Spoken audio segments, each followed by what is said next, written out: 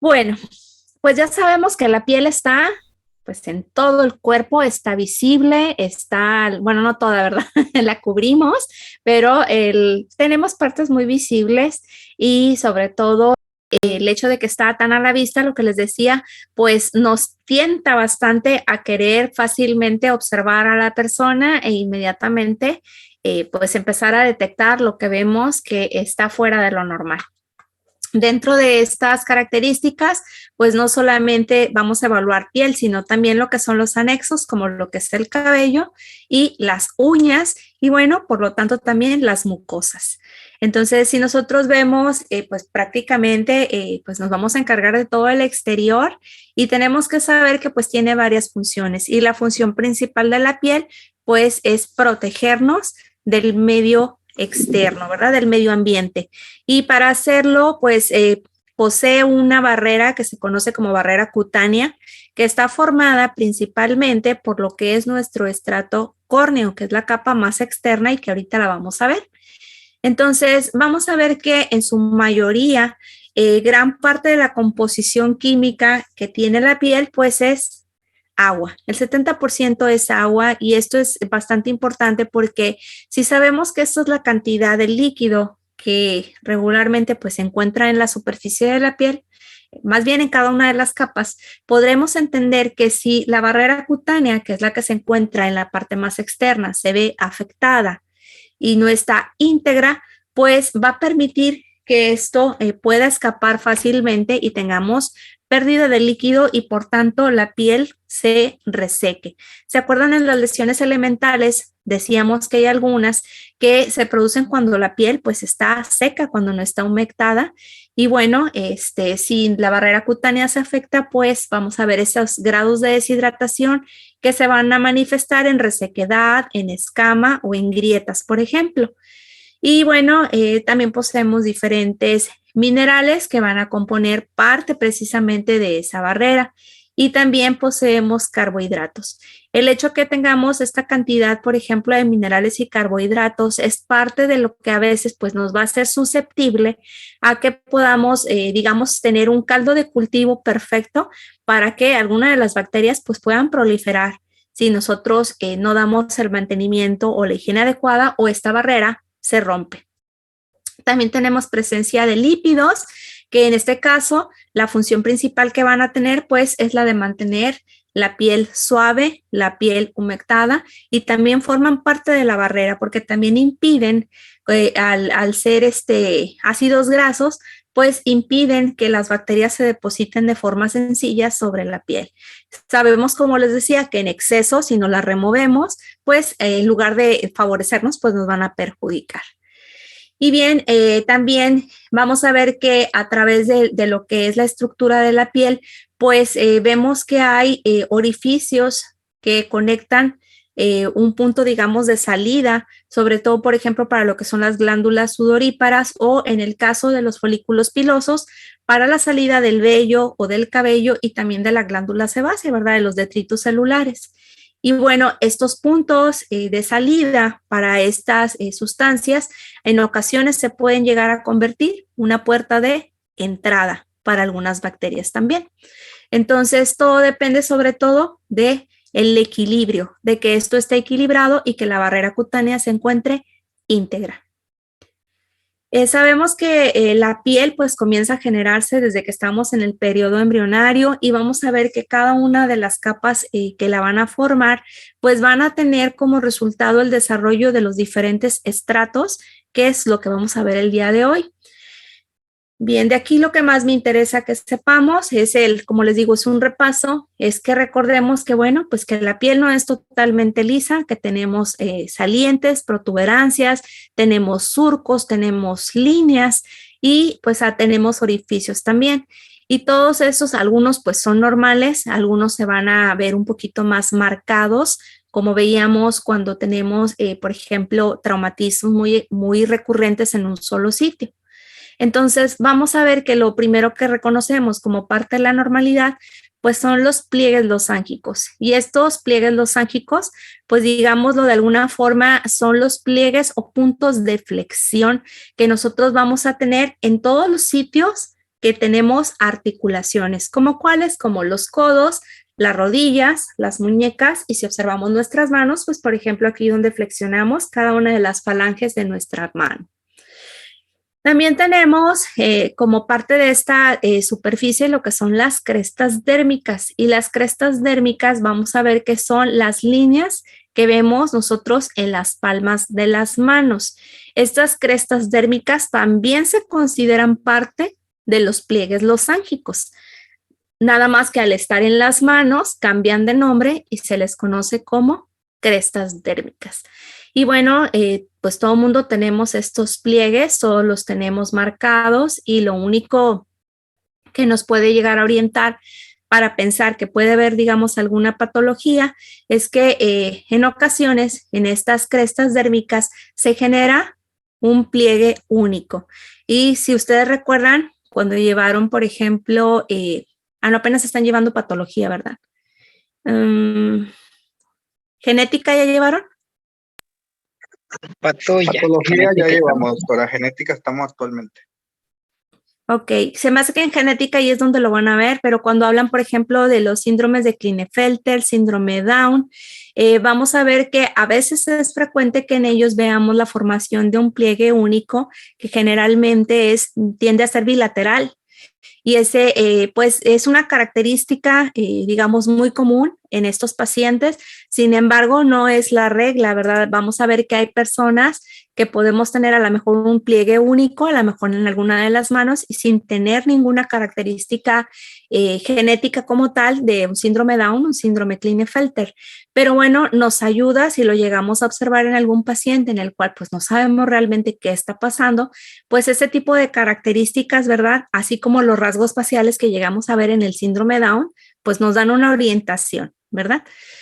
Bien, también tenemos dentro de estos surcos y pliegues que vamos a ver en la piel lo que son las huellas dactilares o los dermatoglifos.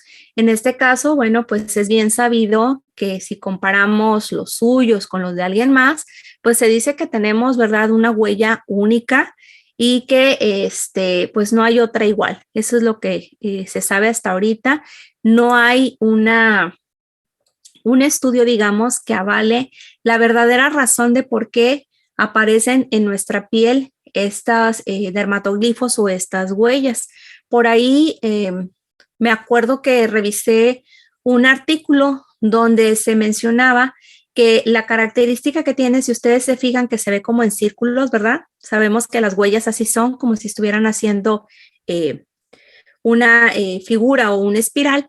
Lo que se sabe o lo que se decía en ese artículo es que se cree que mientras estamos en la vida fetal, pues hay unas corrientes de líquido que tienen bandas amnióticas, y estas bandas amnióticas de alguna forma por los remolinos o las corrientes que se están generando van, digamos, marcando estas líneas. No hay, como les digo, algo como tal demostrado, ¿verdad? Pero bueno, esa es la teoría que hay al respecto de por qué tenemos esta forma en cuanto a lo que son las huellas. Y bueno, continuando con la superficie de la piel, pues también sabemos que tenemos folículos pilosebáceos, tenemos pequeños orificios, como les decía, que pues conectan para poder tener un punto de salida de lo que es el cabello, del vello o de la glándula sebácea que se encuentra en conjunto con cada uno de estos vellos o cabellos. Pero también cuando se llegan a ver afectados, como les decía, por ejemplo, si rascamos el área, pues dañamos la superficie barrera cutánea y dejamos una puerta de entrada sencilla a través de estos poros que pues nos va a afectar bastante para que podamos tener una enfermedad. Regálenme un segundito, permítanme. Mande mi vida. Estoy en clase. ¿Te puedo hablar ahorita? Ok. No te preocupes. Ándale, bye. Discúlpenme, es que es mi niña y como casi ni la veo, dije, le tengo que contestar. Bien, ok, veíamos en la clase de lesiones elementales que, bueno, pues lo que son la piel, pues tiene diferentes capas, diferentes estratos. Y pues el día de hoy vamos a ver precisamente todo esto. Vamos a ver que tenemos de la parte superficial hacia la parte interna, lo que es la epidermis, la dermis y la hipodermis. Y podemos ver que dentro de estos componentes, pues tenemos lo que es el folículo pilosebáceo, que se acompaña de una glándula sebácea. Tiene un músculo erector del pelo y bueno, también sabemos que se conecta, como les digo, a través de un orificio hacia la piel. Tenemos glándulas sudoríparas también y bueno, en esta superficie pues tenemos una variedad de células que vamos a estar viendo el día de hoy. Sabemos que el epitelio que la piel tiene es un epitelio plano, estratificado y queratinizado. Los mismos queratinocitos que van a estar formando parte de cada uno de los estratos de la piel, pues finalmente son los que van a ir madurando, van a llegar a la parte superior de la piel, en este caso al estrato córneo, y que finalmente van a formar parte de la piel que se va a descamar. Lo que sabemos, ¿verdad? Que cada cierto tiempo, pues nosotros empezamos a ver que la piel se comienza a descamar y lo que veíamos, por ejemplo, también de las manchas artificiales que les decía que la piel pues absorbe ese tinte artificial y después de unos días pues desaparece. ¿Y desaparece por qué? Porque este epitelio se va a estar descamando. Vamos a ver que hacia la parte más interna, pues por ejemplo en lo que es la dermis tenemos tejido conjuntivo. Acuérdense que platicábamos que en esta zona cuando hay desequilibrios a veces pues tenemos mayor cantidad de tejido conectivo y tejido fibroso y cuando hay un equilibrio pues se mantiene digamos todo bien, pero vamos a ver que algunas patologías, sobre todo de origen autoinmune, pues generan alteraciones no nada más a nivel de la dermis, sino también de la epidermis, generalmente en ambas. Y bueno, en la hipodermis tenemos básicamente lo que es el tejido celular subcutáneo. En el trayecto de estas capas, que ahorita las vamos a ver cada una de ellas, pues vamos a ver que también tenemos una variedad de células que pues van a funcionar como parte de nuestro sistema inmunológico como células presentadoras de antígeno. Y vamos a ver que no nada más están en uno de los estratos, sino en todos ellos, pero tenemos mayor abundancia en el estrato basal. Bien, vamos a hablar un poquito de la histología y vamos a ver, por ejemplo, en este corte de la piel, cada uno de los estratos y vamos a iniciar por el estrato basal. Vamos a ver que esto que vemos aquí de color, digamos, un tanto rosado y esto que vemos hasta aquí, hasta color moradito, todo esto es nuestra epidermis y de aquí, de esta línea punteada hacia abajo, esto es nuestra dermis. Vamos a ver cómo en esta imagen podemos apreciar los diferentes estratos o capas hacia la superficie externa. Este estrato basal que estamos viendo aquí, pueden ustedes darse cuenta cómo se ve con una tinción un poquito más oscura que el resto de la superficie o los estratos que estamos viendo. A pesar de que se ve como si fuese una sola capa celular, porque si ustedes se fijan solamente vemos alguna que otra célula aquí, no se alcanza a ver más allá, pues este estrato basal está formado por 3 capas o por 3 láminas, que ahorita también las vamos a ver. Y vamos a observar que esta coloración conforme va hacia el exterior, pues va un poquito, digamos, de intensa a un poquito más claro y luego cambia. Y esto tiene que ver con la presencia sobre todo de lo que son los queratinocitos y los melanocitos. Estos vamos a ver que sobre todo los queratinocitos que se van a encontrar, pues no nada más en esta zona, sino se encuentran en toda la superficie, van madurando y conforme van madurando van cambiando su forma hasta llegar al estrato córneo, que es donde digamos ya se convierten en células muertas y que es la porción que se va a descamar. Perdón, todavía me falta un poquito el aire.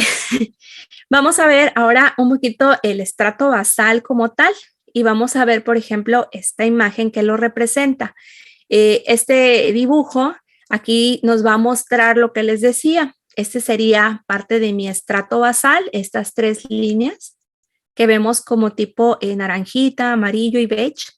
Estas son las 3 láminas que forman ese estrato basal y está formado por lo que es la lámina lúcida, la lámina densa y la lámina fibroreticular.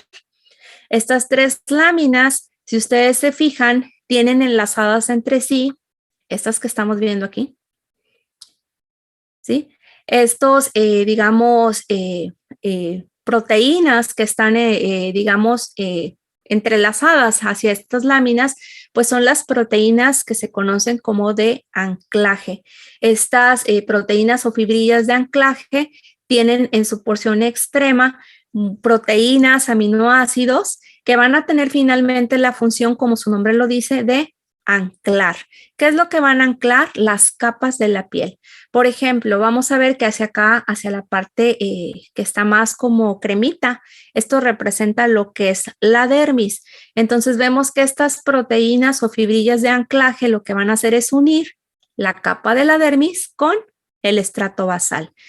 Y si ustedes se fijan aquí en la parte superior donde se encuentra la lámina lúcida, también tenemos estas fibrillas de anclaje. Estas de color verde. Y si se van un poquito más arriba, aquí van a ver estas también. Entonces, todas esas fibrillas que estamos viendo de anclaje, lo que hacen precisamente es darle soporte a cada una de las láminas y los estratos que forman la piel.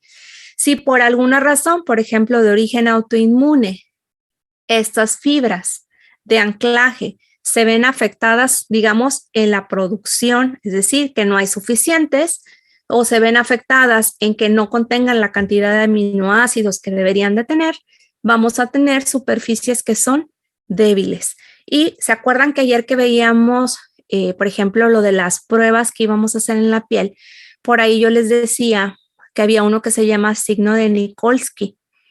¿Recuerdan? Y les decía, cuando hacemos exploración de la piel, un Nikolsky positivo es cuando tú tocas la piel, haces esto y te llevas la capa superficial.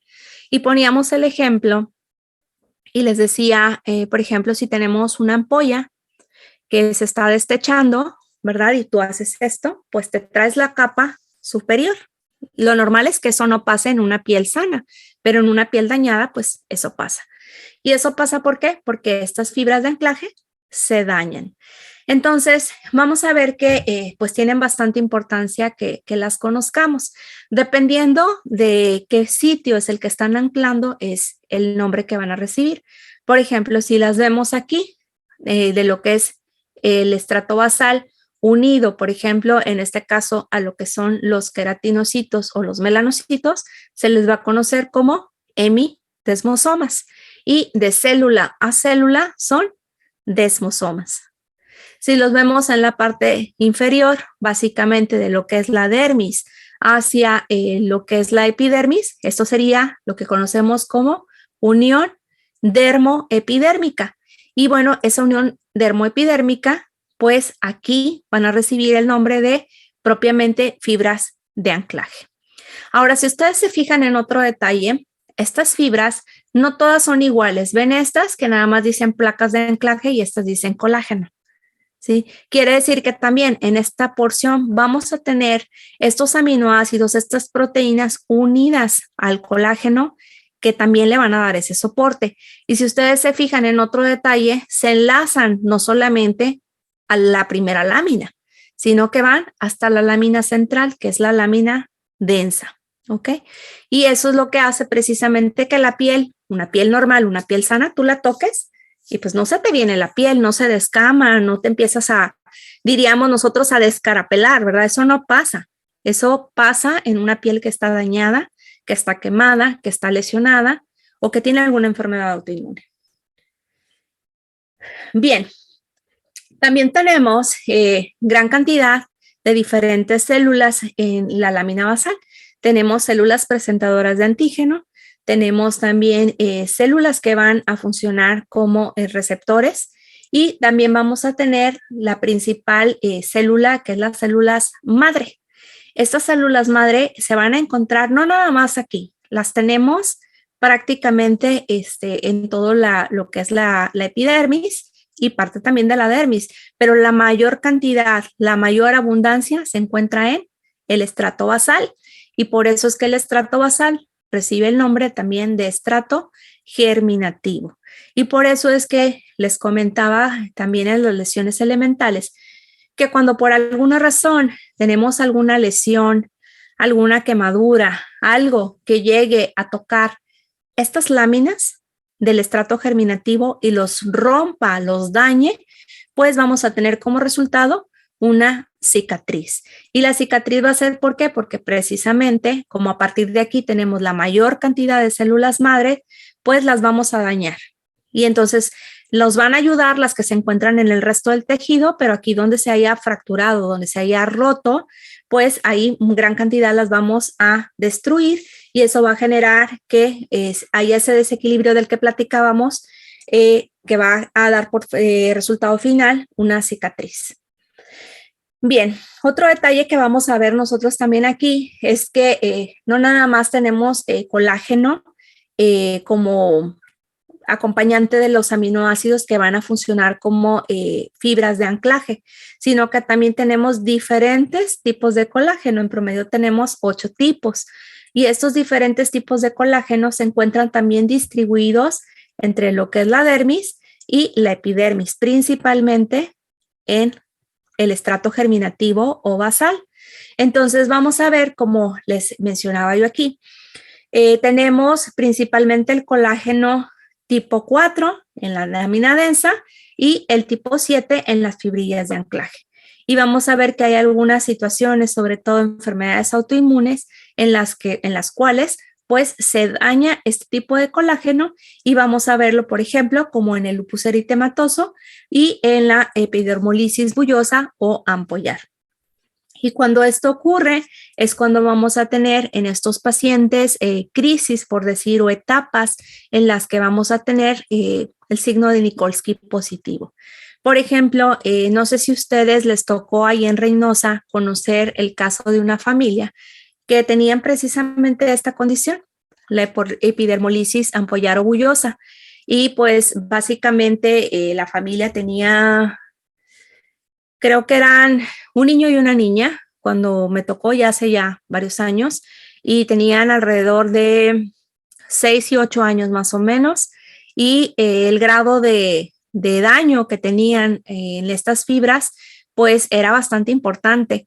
Y si les ha tocado ver ese tipo de pacientes o si les tocó llegar a conocerlos, se podrán dar cuenta cómo el desprendimiento de la piel es increíble con el simple hecho de hasta las mismas manos, si los dedos se tocan, la piel se desprende.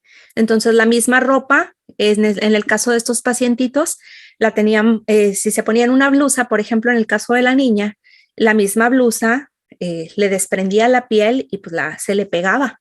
Así como cuando tienes una lesión y te la tienes que vendar y luego pues la venda a veces se te pega, ¿no? Por el contenido ceroso. Bueno, a estos pacientes así les pasaba. Todo se comenzaba a desprender en cantidades increíbles y el problema es que como tenemos la afectación sobre lo que es el colágeno y lo que son estas fibrillas de anclaje, tenemos células madre que sí están trabajando. Entonces, cada que se desprendía la piel, las células madre lo que hacían es reparar. Entonces, ¿qué estaba pasando en estos casos? Que bueno, la misma fricción, el mismo toque rompía, tumbaba, digamos, estos enlaces, estas capas, las células madre y el resto de células reparaba y entonces teníamos, en este caso, puntos de unión. Las manos, en lugar de estar como las nuestras, se empiezan a pegar y a pegar hasta que van quedando como la esclerosis que veíamos. ¿A ninguno les tocó conocerlos? ¿No? Ok. Les pregunto porque fue un caso muy sonado. Ya tiene varios años. Ahorita ellos yo creo que deben de tener tal vez la edad de ustedes, más o menos. Y vivían ahí por, no me acuerdo cómo se llama la colonia, pero ¿saben dónde está el C27? Y ese está en la Petrolera. Por detrás del C27 hay una calle, no me acuerdo cómo se llama, pero hay como un bulevar que abrieron por detrás del C27 y ese va a dar a la lateral del canal, ¿verdad? Si no me equivoco. Bueno, cuando hace curva en esa colonia, ahí en esa zona, por ahí estaban viviendo.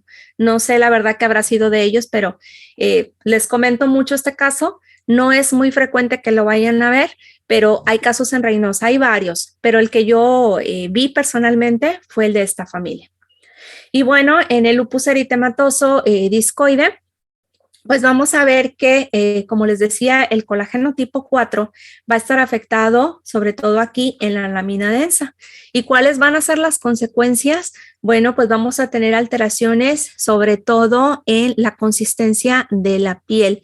Vamos a ver que como no hay suficiente colágeno en ese sitio, hay desequilibrio, que es lo que decíamos. Se empieza a destruir todo ese colágeno, se empieza a perder la elasticidad y en conjunto vamos a tener, acuérdense, una respuesta, digamos, muy aumentada, muy agresiva, porque pues son de origen autoinmune.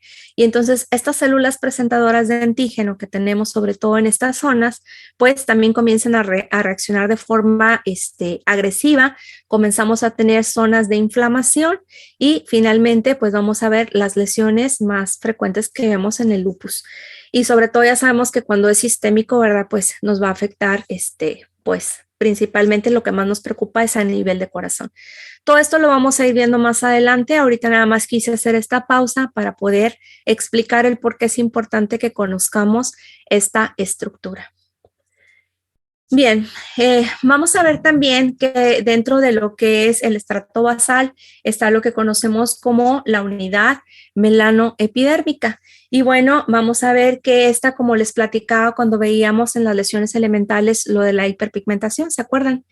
Hablábamos de que a veces pues se encuentra a nivel nada más de lo que es la epidermis y a veces pues se encuentra ya a niveles mucho más profundos. Bueno, esta unidad es lo que va a encargarse precisamente de regular el pigmento en la piel. Y vamos a ver que muchas de las veces hay también alteraciones que pueden ser, como les decía, hormonales, que van a alterar este equilibrio. Tenemos que saber que esta unidad está formada básicamente por un melanocito y por cada melanocito tenemos de 30 a 40 queratinocitos y linfocitos. ¿Sí? Entonces tenemos muchísimo mayor cantidad. Vamos a ver que, como les decía, no están nada más en el estrato basal, tenemos en el resto de los estratos, pero la mayor cantidad siempre va a estar en el estrato basal o germinativo. Hacia arriba, vamos a ver ahora lo que es el estrato espinoso. Si ustedes se fijan, pues es uno de los, digamos, más gruesos o más abundantes. Seguimos teniendo aquí la presencia, si ustedes se dan cuenta, de lo que son los queratinocitos. En esta fase vamos a ver que ya van madurando. Les digo que cuando llegan al córneo es cuando se consideran células ya muertas. Y bueno, vamos a ver que en este caso estos queratinocitos van a tener un papel muy importante porque cuando van madurando para llegar al estrato córneo van cambiando sus propiedades y son lo que finalmente se convierten en queratina. Y la queratina va a formar parte de esta barrera cutánea. Entonces, si hay alguna alteración a nivel de estas unidades, pues vamos a tener alteraciones de la barrera cutánea. ¿Como en dónde? Como por ejemplo en la dermatitis atópica. En la dermatitis atópica vamos a ver más adelante que estos pacientitos pues comienzan a tener sitios en los cuales tienen mucha resequedad en la piel, tienen prurito intenso, generan lesiones que son eritematosas, que comienzan a descamarse y pues en este caso, lo que les platicaba ayer también, si nosotros no indicamos de forma adecuada, por ejemplo, los corticosteroides, pues vamos a crear una respuesta mucho más agresiva por parte de nuestro sistema inmunológico y vamos a terminar con zonas de atrofia. El principal problema es, como les digo, cuando estos se afectan porque no llegan a la barrera cutánea o al estrato córneo de forma madura y pues se crea, digamos, una ruptura o un desequilibrio que permite también la entrada fácil de gérmenes y la salida de, por ejemplo, como decíamos en un inicio, de sustancias como el agua. Y eso es lo que hace también que estos pacientes tengan prurito en algunas zonas. En cuanto a lo que es el estrato granuloso, vamos a ver que ya está prácticamente en la parte ya más externa, prácticamente llegando a al último estrato. Aquí vamos a ver que lo que son los queratinocitos, pues ya están prácticamente en una forma madura. siguen cambiando, como les decía, su morfología, pero siguen siendo queratinocitos que ya están a punto de llegar a su fase final, en la cual pues ya mueren. Y en esta fase se les conoce como queratinocitos granulosos, y el estrato recibe su nombre porque pues ya están llenos de esos gránulos que van a formar propiamente lo que es la queratina. Entonces, vamos a ver nosotros que durante todo ese proceso de maduración, mientras van desde el estrato basal y van subiendo hasta llegar a lo que es el estrato córneo, pues van madurando precisamente en su interior estos gránulos de queratohialina. Y bueno, estos vamos a ver que están formados por diferentes sustancias. En este caso, de estas, las que más nos van a interesar es la loricrina y la involucrina. También la queratolinina, pero sobre todo loricrina e involucrina. Y estas, ¿por qué? Porque vamos a ver más adelante que algunas dermatosis tienen la característica de que estas son las dos sustancias que de algún modo con alguna, ¿cómo se dice?, alteración congénita, se ven afectadas. Y eso es lo que va a hacer al final de cuentas que no lleguen a la etapa madura en la cual nosotros veamos propiamente lo que es la queratina. Y como les decía, si estos se alteran, sobre todo estos, pues tenemos como resultado alteraciones en la barrera cutánea, y lo vemos con más frecuencia en la dermatitis atópica. Si ustedes se fijan, por ejemplo, en esta gráfica, sin ver tanto detalle, pues vamos a ver que al final de cuentas, cuando una barrera cutánea pues está rota, está permeable, lo que hace es, como les decía, permite que haya fuga, por ejemplo, de agua. Eso va a traer resequedad en la piel. También va a permitir la entrada de patógenos. ¿Por qué? Porque está rota esa barrera, no hay una protección íntegra. Eso va a generar que de por sí tengamos un sistema inmunológico que está alterado, pues que siga reaccionando de forma exagerada. Y los rayos ultravioleta también van a tender a penetrar de forma más agresiva. ¿Por qué? Porque pues no tenemos esa barrera cutánea que nos proteja. Y finalmente, en la parte más externa o más visible, tenemos lo que es el estrato córneo. Y en esta porción, si ustedes se fijan, la tinción ya cambia. Aquí ya es cuando ya vemos que tenemos esos queratinocitos que ya maduraron, y que estos gránulos que tenían en su interior, pues al momento que esa célula o ese queratinocito, digamos, muere, expone en su superficie lo que es la queratina, y es lo que va a formar pues esta barrera cutánea. Bien, hasta aquí de lo que hemos visto de cada uno de los estratos, como les comentaba, tenemos que recordar sobre todo que en la parte inferior se encuentra el estrato germinativo, y que justo ahí la mayoría de las dermatosis que nos preocupan, sobre todo de origen autoinmune, atacan esta zona. El resto de los estratos que estábamos viendo, lo más importante es las alteraciones que tenemos en los queratinocitos, que si estos no maduran de forma correcta, pues la barrera cutánea generalmente es la que se va a ver afectada. Bien, ahora vamos hacia abajo y vamos a ver ahora de esta línea punteada hacia el tejido celular subcutáneo. Vamos a hablar ahora de lo que es la dermis. Y me queda menos de un minuto, así que salimos y regresamos, y aquí los veo enseguida. Guardar la pantalla. Ok, vamos a hablar en cuanto a lo que es la dermis. La dermis solamente tiene dos estratos, lo que es el estrato papilar y el reticular. Y bueno, lo que tenemos nosotros que poner atención aquí es que la primera característica que vamos a observar pues son la formación de estas crestas y de estas papilas dérmicas. Las papilas son las que se ven, digamos, como que entran, es decir, estas que están hacia acá, hacia lo profundo, hacia la epidermis, y lo que son las crestas, pues vienen siendo los picos, por decir, que quedan hacia la dermis. Y bueno, pues aquí en esta porción de la piel, lo que tenemos en abundancia, pues son fibras de colágeno, fibras de elastina, fibras reticulares. Y cuando tenemos alteraciones, pues ya hablábamos del tejido conectivo, ¿verdad?, que se va a formar en esta zona. Y bueno, vamos a ver que aparte de esto, pues tenemos diferentes sustancias y células, al igual que tenemos, como decíamos acá, en el estrato basal.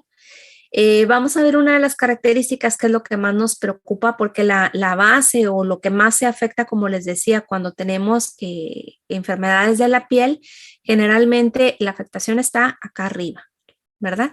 Y acá abajo lo que va a ocurrir es, por ejemplo, cuando tenemos, hablábamos de la esclerosis, cuando tenemos formación, por ejemplo, de quistes, cuando tenemos respuestas inmunológicas en las cuales tenemos, por ejemplo, nudosidades. ¿Se acuerdan que decíamos que se encuentran a niveles profundos? Entonces ahí es cuando vamos a tener la mayoría de las veces afectación a nivel de la dermis.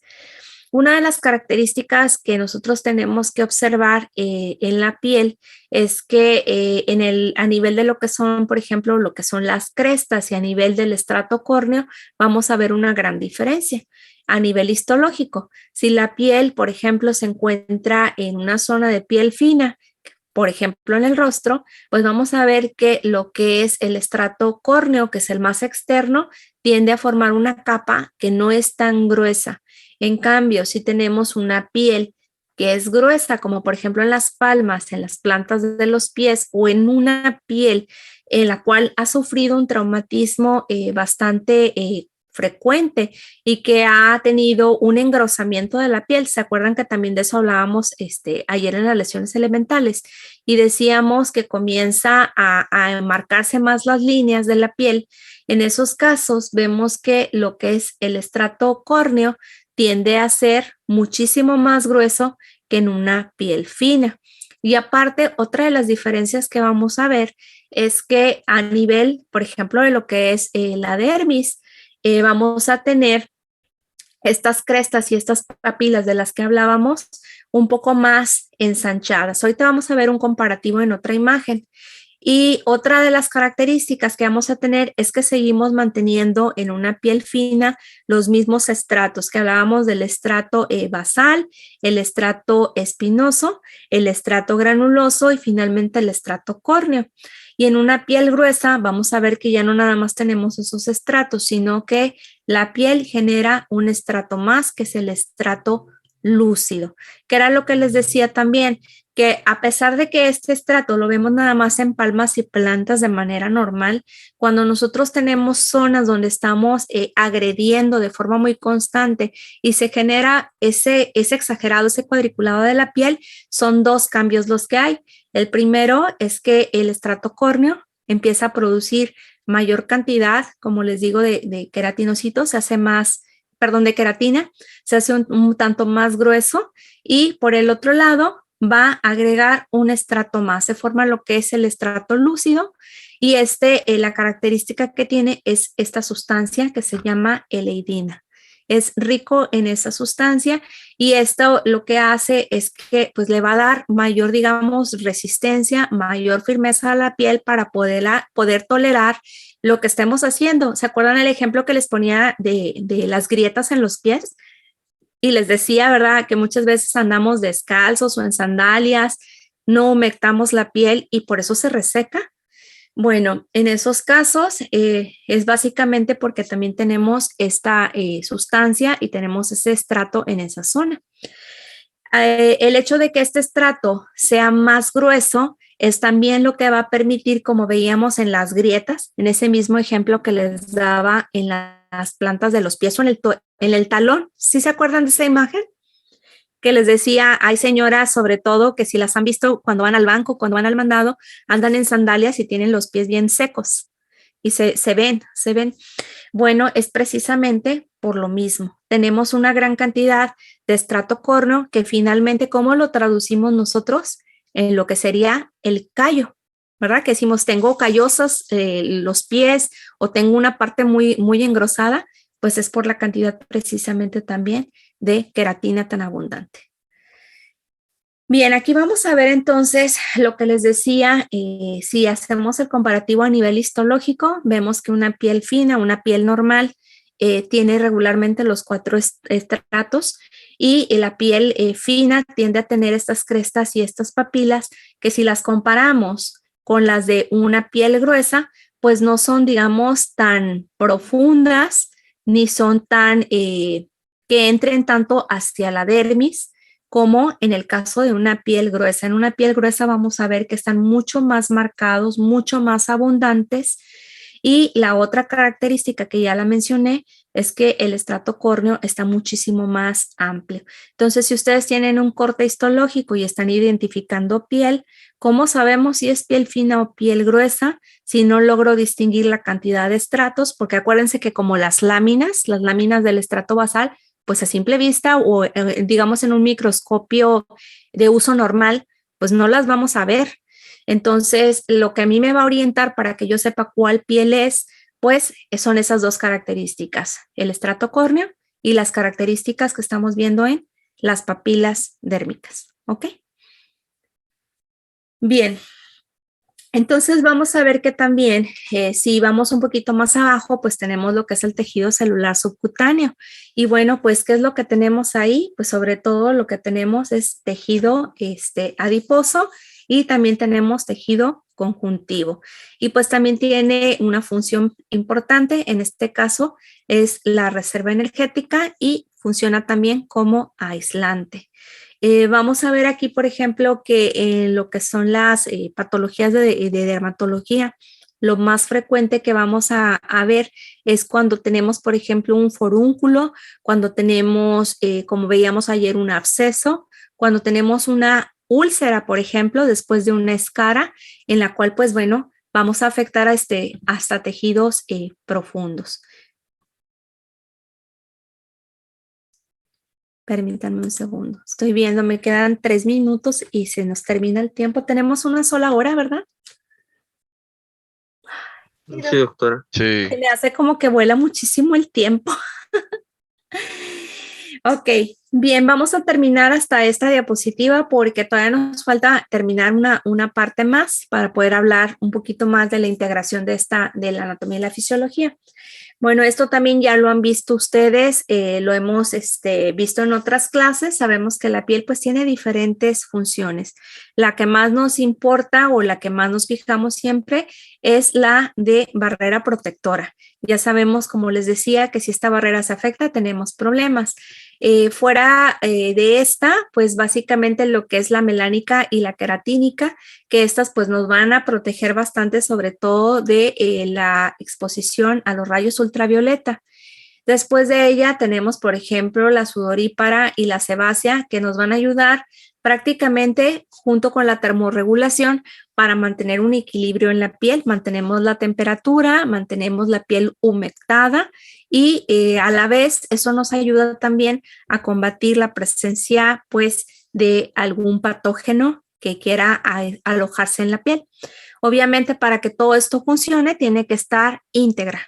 Si alguna parte se desequilibra o se rompe, entonces pues ya las funciones no se llevan a cabo como tal.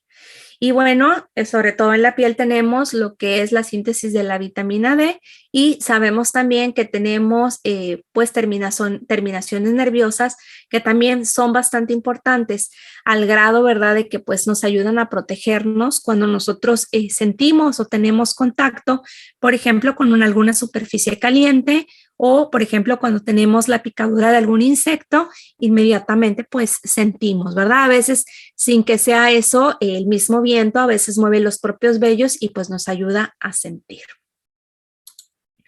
Bien, nos vamos a quedar aquí en la función, funciones de la piel. Todavía nos falta, como les decía, un poquito más de ver de este tema. Entonces, si no me equivoco, hemos visto solamente lesiones elementales y vimos la segunda clase que fue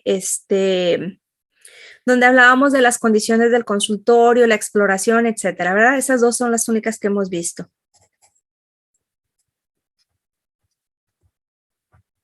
Ok.